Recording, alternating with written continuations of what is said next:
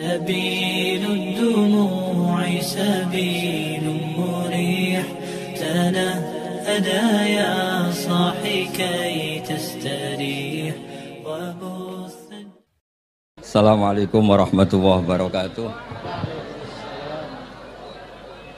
Bismillahirrahmanirrahim. Nahmaduka ya ghafuru ya syakuru. Shalli wa sallim barik ala sayyidina Maulana Muhammadin wa ala alihi wa sahbihi asma'in. Nama ba'du. Teng ngerso para keluarga besar Kiai Haji Akil Sirot, wabil khusus teng wau niki pernah paman kalian kula. Terus gada otoritas meksa.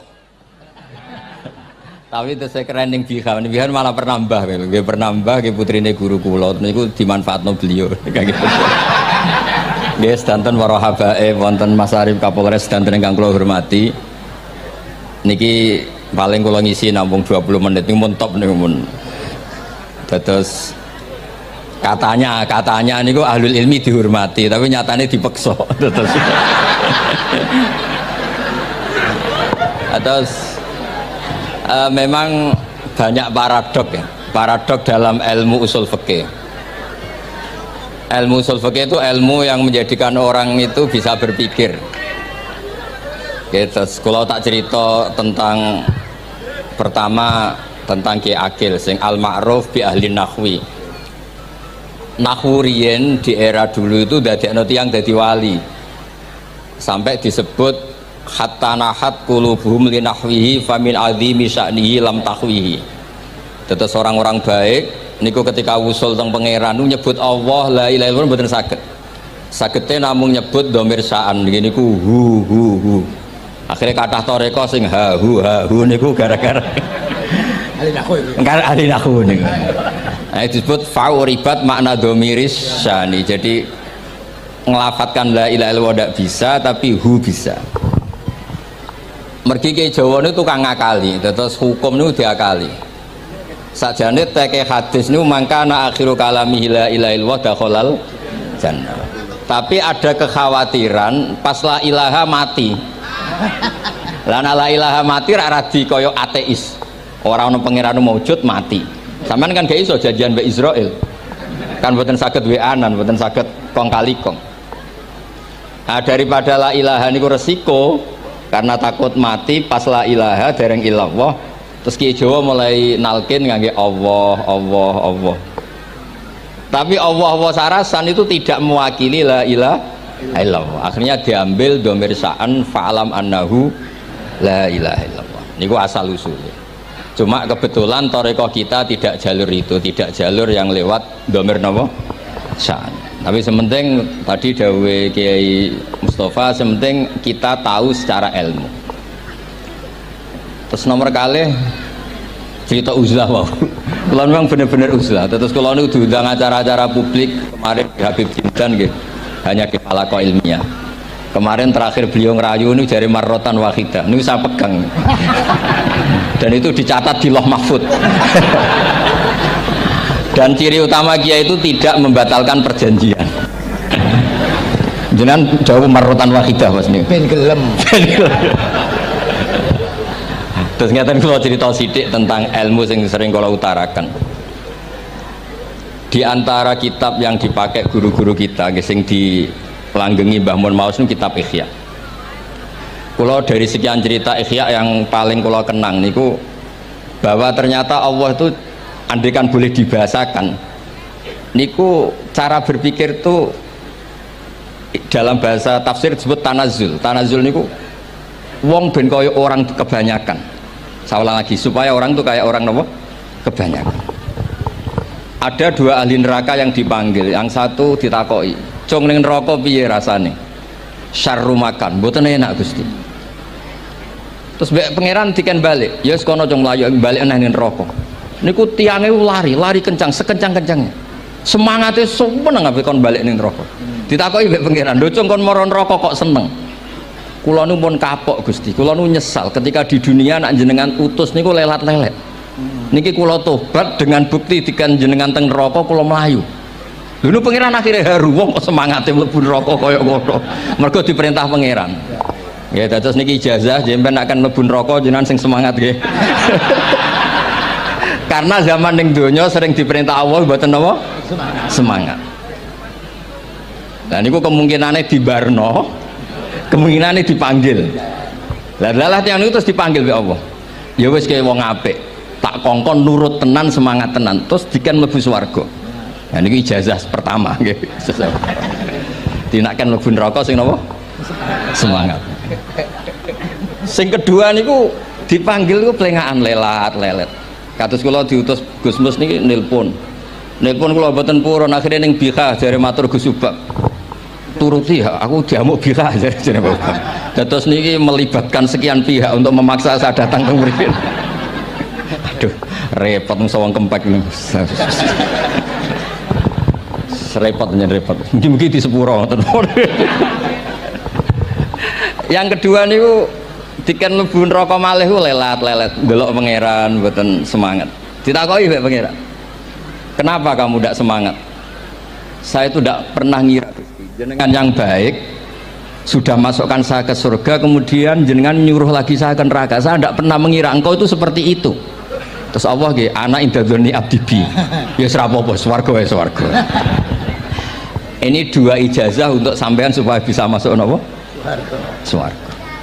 Terus kita tidak pernah tahu napa Gustofa ngundang kula nyenengno wong akeh ganjaran, napa meksa wong alim dosa, mboten ngerti kula carane.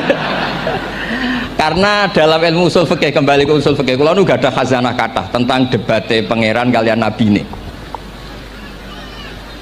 Kathah, mboten satu dua contoh di beberapa kitab tafsir.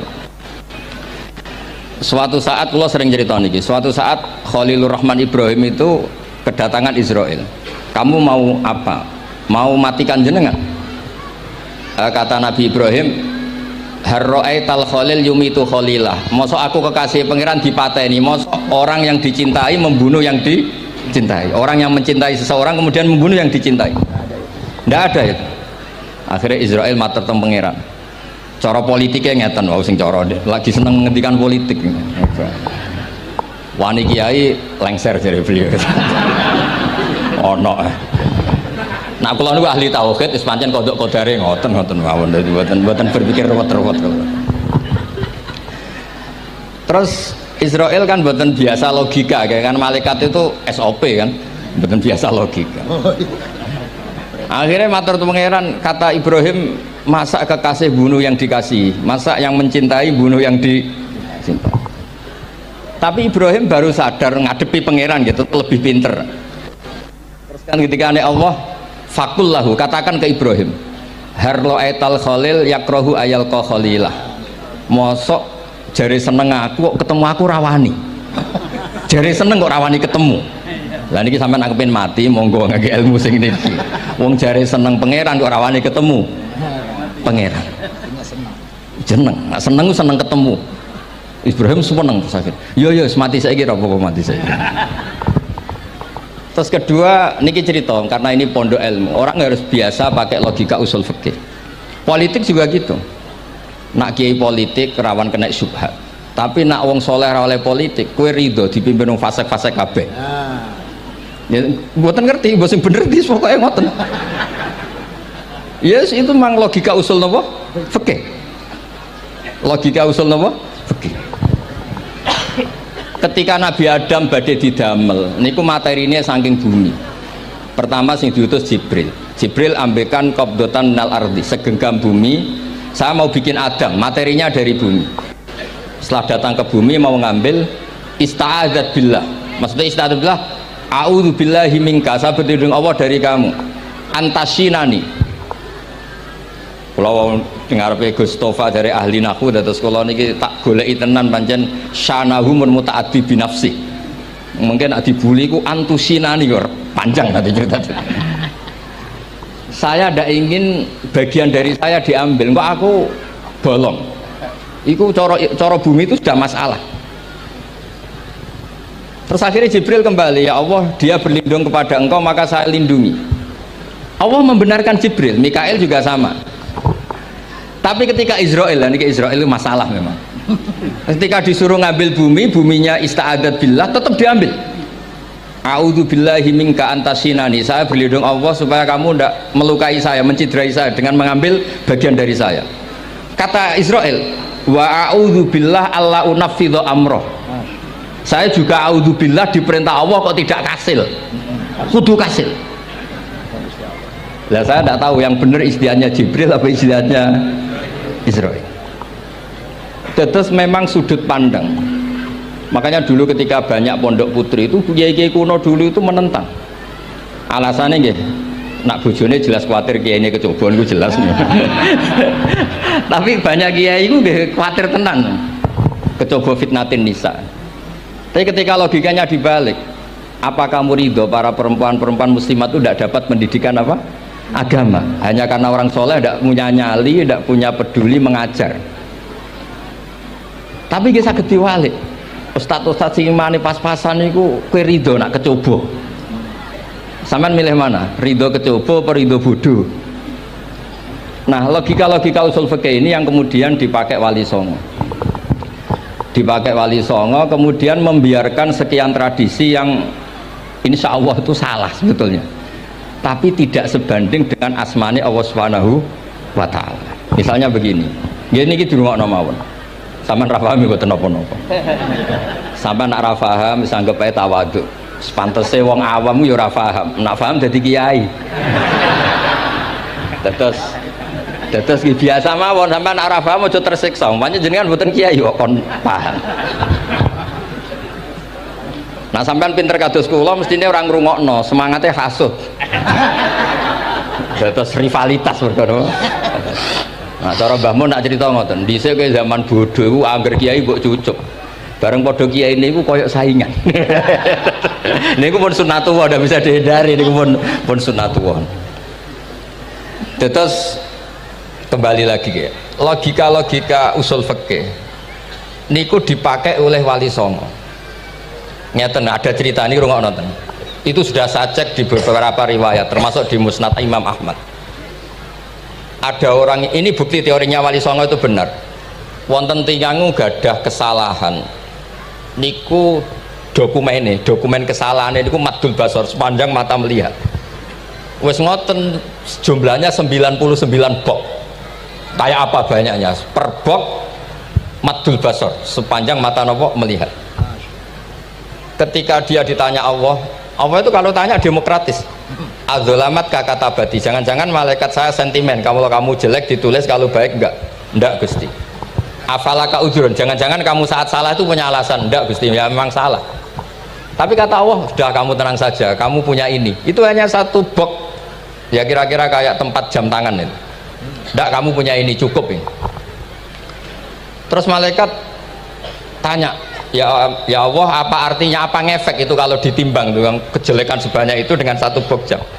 Orang ini juga bilang, Gusti sudah ada usah ditimbang, nggak ngefek itu pasti kalah. Tapi setelah ditimbang menang yang satu box kecil tadi, karena di situ ada la ilaha illallah Muhammadur Rasulullah. Jadi malaikat diancam sama Allah, kamu berani tidak mempertimbangkan nama saya? Apapun banyaknya box itu dosa itu tidak saya. Kalau ini la ilaha illallah itu nama saya. Kamu berani tidak mempertimbangkan nama saya? Ya tidak berani Gusti, ya harus dimenangkan. Nah itu semalannya kalau pengajian ini ya ono istilatur rijal wan nisa, tapi baru kayak ngaji di sepuro. Ya aja muni halal tapi ya aja muni terus gak ono faedahe. Sepuro. Di sepuro insyaallah. Karena kalau nuruti harus steril halal itu kayaknya tidak bisa. Terus di situ ditutup fala yaskulu ma'asmillahi ta'ala syai'un. Dibanding asmani Allah Ta'ala sesuatu itu tidak ada nilainya, pasti menang Allah Ta'ala. Sehingga banyak ulama ngendikan kowe nak berdosa bersalah maca iki. Dan kalau Anda dosa misalnya catatannya satu box terus di bawah ada astagfirullah, malaikat ditanya sama Allah, kamu berani tidak mempertimbangkan nama saya disebut di situ? Enggak berani. Nah, saya ini ribuan orang yang ngundang, saya berani mengabaikan. Bareng ana wong ngaku mbah ya mbah tenan wae. Ya terus ngoten, kowe wani gak mempertimbangkan Gustofa sing mantune Mbah Maimun. Ya.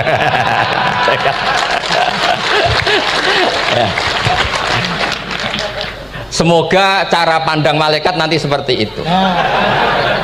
Tapi nanti kalau malaikat cara pandang, mbah kok tukang maksa putu. Ya itu mbah model opo. Nah saya ini sudah ngalah satu kali. Berikutnya logika kedua yang insya Allah terbangun di kalangan malaikat, yaitu mbah ora oleh maksa napa? Putu. Ning dinggon mbah yang baik putune dolanan di barno. Ini ora.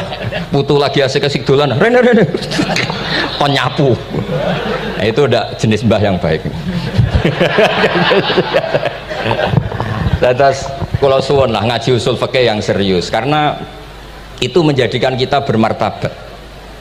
Kulo niku sering lepas jenazah tangga-tangga kulo nggih penggane ndelok TV, nak bengi nggih ngelamun, ngayal sugih, kadang yo ngapalo tikus sing liwat dhuwure saking ora ana penggawean ya. Tapi kulo nang lepas jenazah ini orang baik. Sampai bojone protes, "HP opo lho Gus angger bengi iku mau ngelamun ngitung tikus liwat, ngitung apa itu." Terus kulo matur, ngitunge aja ngono, ngitunge tarokal ma'asiyah. Wong ning omah itu artinya tidak dugem, tidak melakoni maksiat. Itulah yang menjadikan usul fikih itu ilmu yang sangat terhormat. Coba kalau Anda jadi pakar usul fikih kayak saya, mengkaji betul usul fikih. Orang tidur semalaman jangan bahasakan tarokat tahajud, wa tarokal witro, wa taroka qiyamal lail. Tapi bahasakan taroka zina, wa tarokal ghibah, wa taroka kada wa kada minal ma'asi. Keren buatan? Keren. Kalau kamu udah ahli usul fikih maka kiai kok amen turu, kiai kok guyon suwengi. Lu kiai guyon suwengi itu melawan, kiai itu ustaz juga manusia, karena bengi itu ya kepengen nonton, tapi kan buatan pantes. Akhirnya korbannya santri ini dijak guyon gak jelas. Lah apel ning rodo ya ora pantes. Ngelawan nafsu itu berat, caranya ya dilalek-lalekno guyon niku. Lah muga-muga malaikat kabeh ahli usul fikih nganggep ngono iku perlawanan terhadap keinginan apa maksiat. Malaikat ngaji ora. Makanya itu disebut di kitab usul fikih Tanghubul Usul itu izma min mubahin illa wa yatahaqqaqu bihi tarku haramim ma. Fa yalzamu minas sukun tarkul qatli wa minas sukut tarkul ghibah. Tidak ada sesuatu yang mubah kecuali saat Anda lakukan, saat itu juga Anda meninggalkan keharaman. Maka sebetulnya mubah ini punya nilai yang luar biasa, yaitu tarkul haram atau tarkul ma'asi. Jadi sawangannya sama rumah kukar kukur, melebu metu, kukar kukur meneh, melebu metu, bariku turu angop ngorok. Nah semoga malaikat ini al-usuli sehingga ngitung itu hadza tarokal ma'asiya kullaha. Hebat ini orang yang tinggal nopo maksiat. Tapi nak malaikat itu jenis rada ekstrim. Alumni kempek suwengi ra tahajud ora witir ku alumni opo? Mulane kalau niku ngaji usul fikih terus supaya diperdengarkan ke malaikat. Supaya teorinya pakai usul nopo? Fikih. Jadi kalau melihat kita melakukan mubah niku dihitung tarkul nopo? Maas. Nah ini pentingnya ngaji. Kalau nate ditanya sama seorang dosen, Gus, masa iya Quran yang katanya mutu semutu-mutunya kemudian ada ayat kulu washrobu, mosok urusan mangan gak usah disuruh orang juga makan, terus kualitasnya kulu washrobu itu di mana? Terus kalau jawab, terus sorokan yang penting wopo rapat utawa seminar. Ndak ada rapat, ndak ada seminar itu kamu ndak mati, tapi kalau nggak makan itu mati. Penting mana? Ya penting makan. Lah iya, jadi orang itu lupa kalau sesuatu yang seserius itu karena menjaga nyawa yaitu makan. Terus karena makan tuh hal yang murah dianggap biasa, itu bahaya. Sehingga sebetulnya yang kita bisa jadi wali lewat halal keseharian tidak bisa jadi wali karena tadi. Saya punya hadis, ini mudah sekali untuk Anda jadi wali. Bahkan di atas wali lah. Inna woha ta'ala layar do anil abdi, pakai inna masih pakai lam taukid. Inna woha layar do anil abdi ayakulal aklata fayahmadahu alaiha aw yasroba syarba fayahmadahu alaiha. Allah itu sangat ridho ada orang makan satu asupan kemudian dia muji Allah. Loh, orang tidak punya alpat itu tidak mati, tidak punya tanah ribuan hektar itu tidak mati, tapi kalau nggak makan sesuap nasi mati. Penting mana? Penting makan. Tapi gara-gara kamu tamak untuk syukur nunggu punya alpat, untuk syukur nunggu punya tanah banyak, Anda ini bodoh. Mau syukur saja syaratnya kok banyak.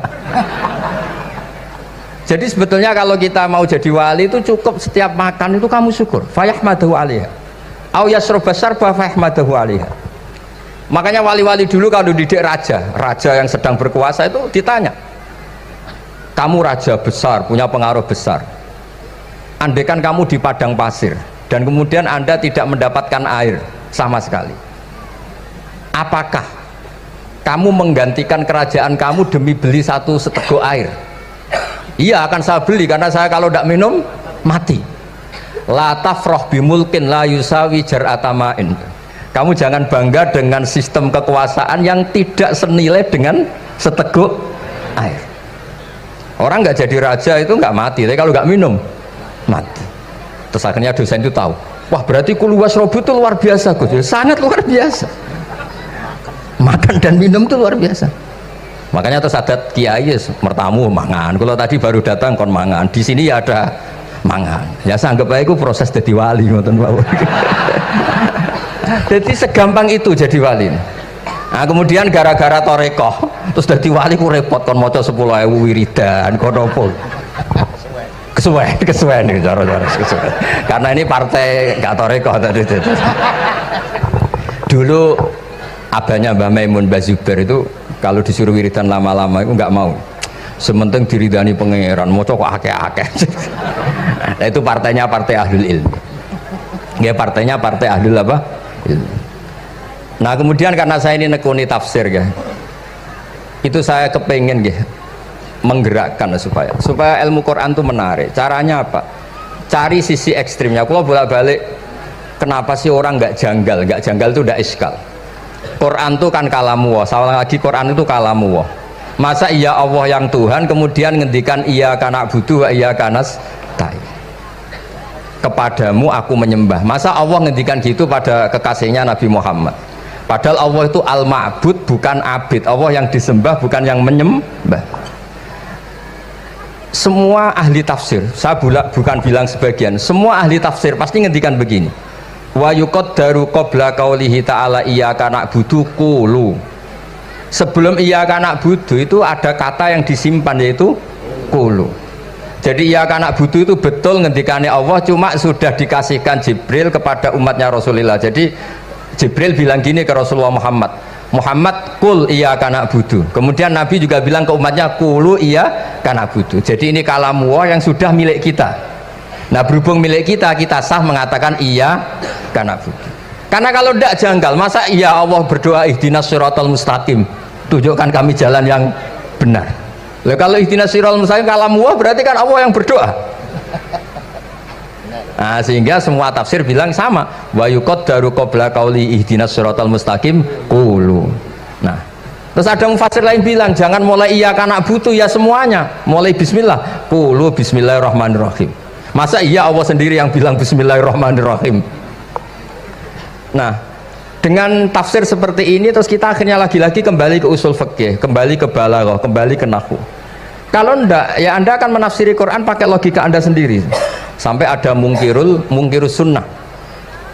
Pokoknya sementing kembali ke Quran. Orang roh Quran itu kayak apa? Saya kemarin ngaji di Sedan di daerah saya bilang Sayyidina Umar itu Islam sebelum minta hidayat. Khalid bin Walid ya Islam sebelumnya ya tidak minta hidayat. Nah itu kan janggal. Padahal katanya Quran itu hudal lil muttaqin, petunjuk bagi mereka yang takwa. Padahal tidak ada sabkut takwa untuk Umar. Umar tidak pernah takwa, tapi nyatanya Islam. Bahkan dia masuk ke rumahnya Zaid bin Arqam itu mau bunuh Nabi, mau nyari Nabi, bukan mau Islam. Tapi ketika dengar iparnya membaca Toha ma anzalna alikal Qur'ana litasqa, kemudian dia masuk Islam. Lalu gimana tentang hudalil muttaqin, petunjuk bagi mereka yang takwa? Banyak ulama yang mengatakan lil muttaqin itu balaghahnya lil iktifa, lil muttaqina wa ghairihim. Jadi Quran itu petunjuk bagi yang takwa dan yang tidak takwa. Dan itu di bahasa Arab sah. Di bahasa Arab sah. Misalnya gini ya, kalau sampean punya ponakan dolan, cong-cong nang mangan. Ya maksudnya ya mangan mbek ngombe, mangan tok seretan mati kan. Itu kan satu paket. Sarobila taqikumul harra wal barda. Pakaian yang melindungi dari panas. Di situ nggak disebut wal barda, tapi artinya juga wal barda. Karena kalau tidak diartikan lil iktifa, nanti Quran itu memberi petunjuk bagi yang sudah muttaqin. Corong doang nguyai segoro, wis takwa kok. Nah ini kita butuh ahli tafsir yang al-usuli. Karena itu yang menjadikan Quran punya kualitas lagi. Seolah lagi punya kualitas lagi. Kalau ndak, Quran tuh kayak biasa-biasa saja, kayak tadi kulu wasrobu, kayak dan seterusnya dan seterusnya. Jadi kalau suwun barokahnya hormat sama orang alim kados Ki Akil, Ki Siras dan tenaga keluarga mriki. Orang menghidupkan logika ilmu lagi. Jadi kalau seneng lah nak dalam Gusmus ahli ilmu boten krono niat fakir boten. Biar sampean ngerti lah kalau ngadepi ahlul ilmi itu pun boten level. Ahlul ilmi itu kalau punya logika itu tidak bisa dibantah. Saya beri contoh sekian contoh yang nyata yang diajarkan Rasulullah SAW. Nabi itu pernah mau dipermalukan orang karena Nabi ngendikan la adwa wala tiarata, tidak ada penyakit menular. Terus ada orang iseng kok onta yang kena kudisen itu dijejerkan yang waras ikut kena kudisen. Terus orang ini tanya, ya Rasulullah ini tadi sehat tapi kena onta yang kudisen ikut kudisen. Nabi tanya lagi, faman a'dal awal, yang kudisen pertama ketularan siapa? Wah itu dari Allah ya, maksud saya seperti itu.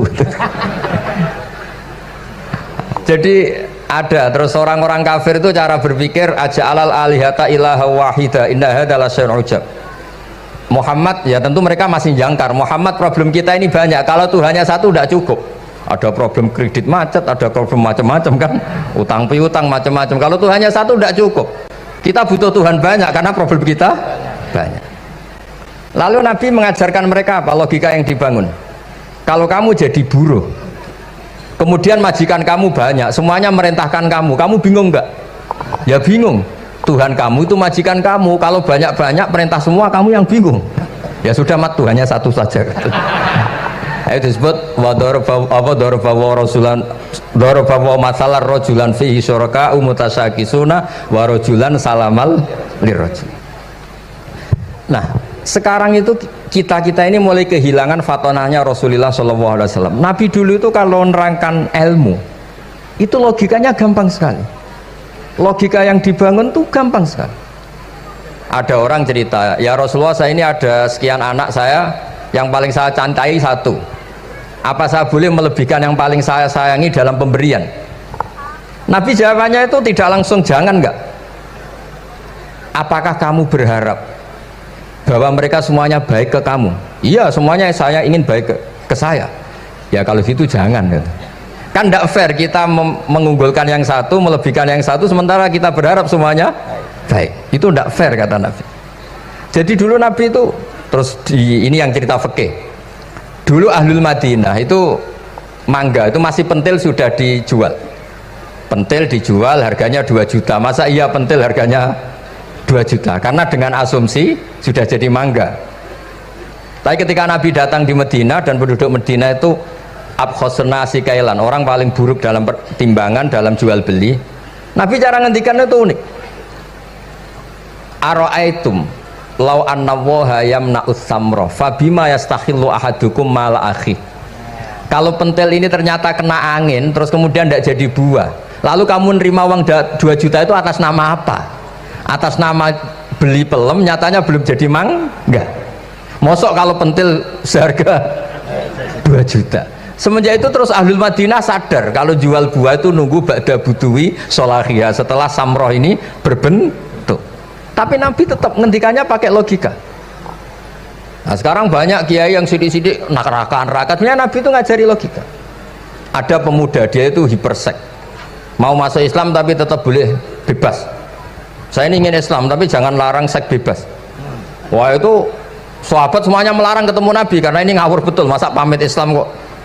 Tapi setelah gaduh, Nabi tanya, kenapa gaduh? Ada pemuda mau masuk Islam tapi yasta'izinu fi zina, dia minta izin supaya tetap boleh zina. Kata Nabi, suruh ke saya ke sini. Setelah datang di depan Rasulullah, logika yang dibangun Nabi itu luar biasa. Atuhibbuhu li bintik. Kamu suka punya anak putri kemudian jadi demenannya orang laki-laki hidung belang? Ya enggak, saya bunuh orang itu. Andaikan itu ke ibu kamu, saya bunuh orang itu. Atuhibbuhu li bintik, atuhibbuhu li ummik, atuhibbuhu li ukhtik, atuhibbuhu li kholatik. Kamu suka punya anak putri yang jadi demenannya orang? Ya tidak suka ya Rasulullah. Kamu suka kalau punya ibu didemeni orang banyak? Ya tidak suka Nabi. Sampai otaknya itu yastakbihu zina, sehingga otaknya itu wah zina itu buruk betul. Akhirnya ya Rasulullah sudah saya mau se-Islam tanpa zina-zina.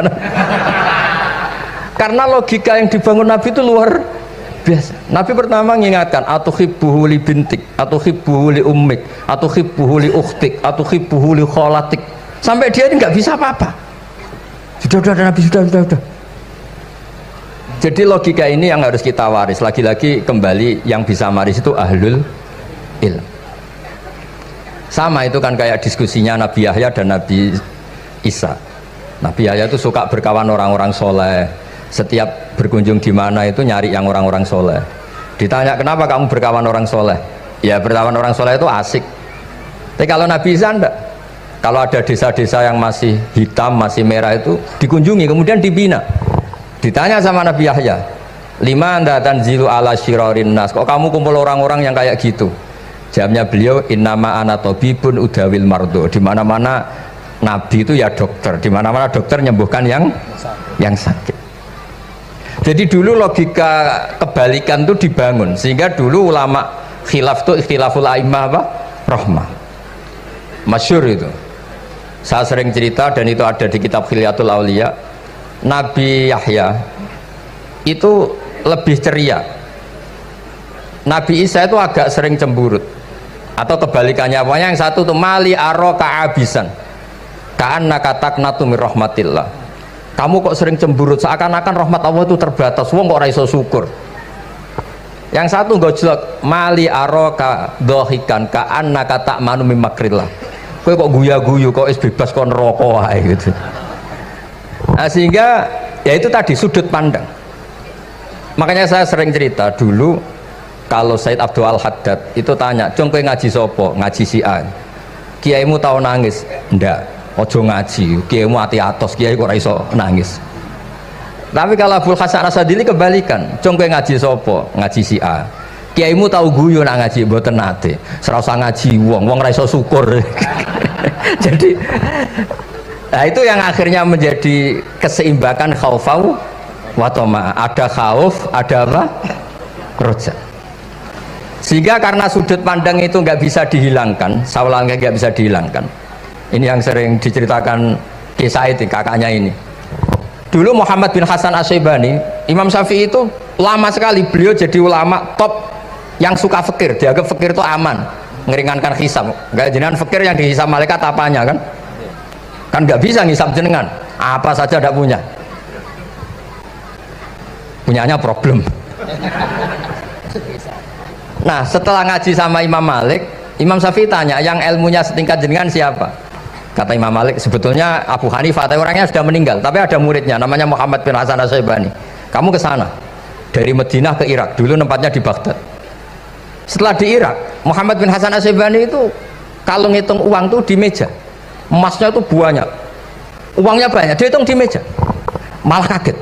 Saya ini gedeng kiai, kedunyan ini ketemu kiai, kedunyan. Ya karena Muhammad bin Hasan Asy-Syaibani itu wali, kamu tanya, kamu heran ya ada kiai kaya? Iya.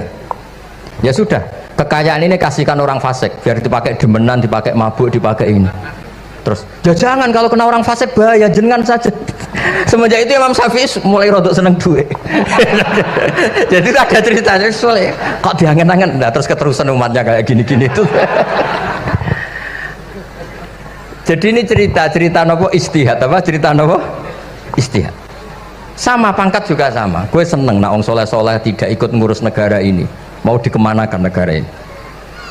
Tapi ada yang berpikir, gue seneng nak wong soleh terkontaminasi. Ya sudah monggo, sing isra payu jabat nggih berpikir zuhud. Sing payu ya berpikir politik. Yang penting semuanya itu berdasar ilmu. Yang penting itu semuanya berdasar apa? Ilmu. Karena ilmu ini basis yang paling diridani Allah Subhanahu wa taala. Masyhur itu di Ihya sering diceritakan Imam Ghazali, ana alim uhibbu kulla alim. Kata Allah, saya ini alim dan sangat mencintai orang alim. Karena orang alim ini yang tahu perspektif. Orang yang enggak, yang ngiranya, saya ulang lagi, yang ngiranya itu enggak ilmiah, di depan orang alim itu sangat-sangat apa? Ilmiah. Yaitu tadi misalnya ada ayat wa min ayatihi manamukum bil laili wan nahar. Masa iya tidur yang ngorok semua turunnya secara jelas kok jadi wa min ayatihi? Tanyakan ahli medis, sistem tubuh kita kalau nggak tidur itu kayak apa rusaknya? Dan toat pas-pasan ini satu-satunya solusi ya turu. bengi ngempet kepen delok dangdut, delok dugem. Bareng turu jebule esuk wis bar, alhamdulillah. Cara melek iman kamu seberapa? Tarikan-tarikan maksiat posisi kamu terjaga bisa kalah kan? Tapi kalau tidur sukses kan tarkul maksinya. Nah, karena tidur itu sukses menghilangkan maksiat disebut wa min ayatihi manamukum billaili wan nahar. Sampai Imam Ghazali ngendikan di makalah itu, sehingga nanti ibadahnya umat ini di akhir zaman an-naumu, ibadah terbaiknya itu tidur. Jadi mulai maksud kula ngeten lho.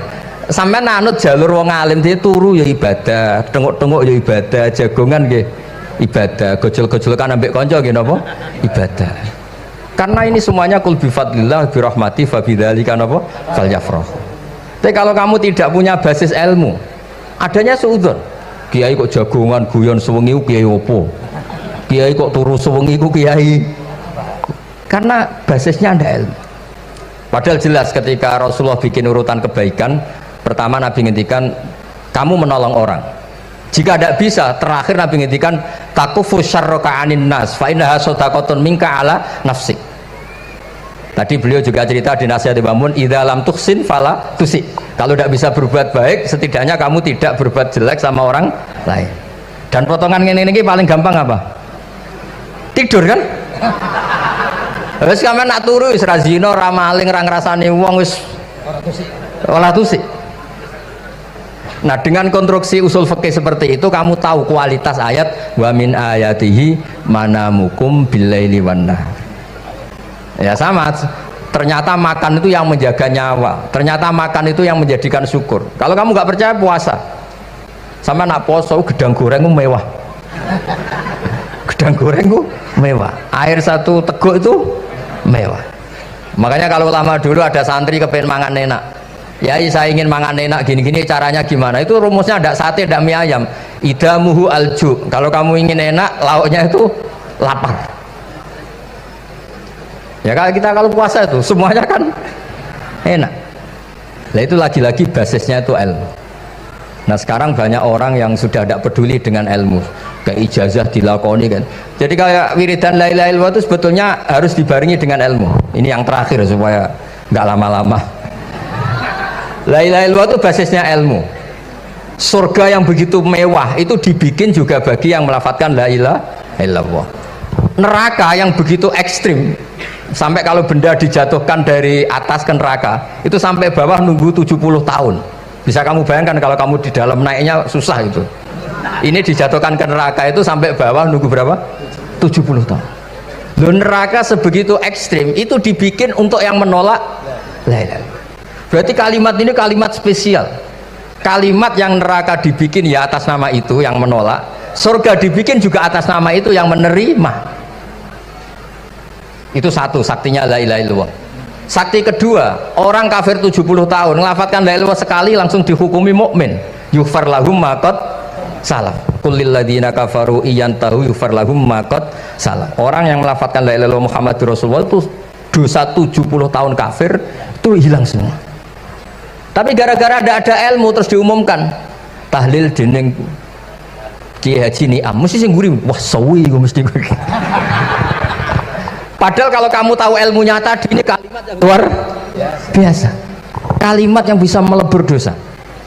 Bahkan dalam mazhab Sadiliyah itu unik. Kalau kamu wiridan la ilaha illallah itu jangan istighfar dulu, istighfarnya belakangan. Alasannya Abdul Hasan As-Sadili itu fa'lam annahu la ilaha illallah wastaghfir li dzambik li hadhil kalimah. Orang kafir 70 tahun dia istighfar 100 kali nggak akan dimaafkan Allah, tapi ngelafadzkan la ilaha illallah langsung dimaafkan. Jadi orang bisa dimaafkan tuh barokahnya la ilaha illallah.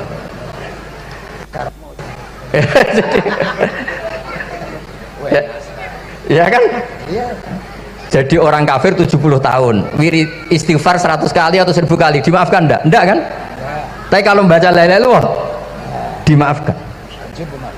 Jadi istighfar tuh ngefek positif itu kalau dibarengi la ilaha illallah. Makanya wastaghfir li dzambika bihadil kalimah. Kamu boleh istighfar berdasar hadil kalimah, berdasar la ilaha illallah.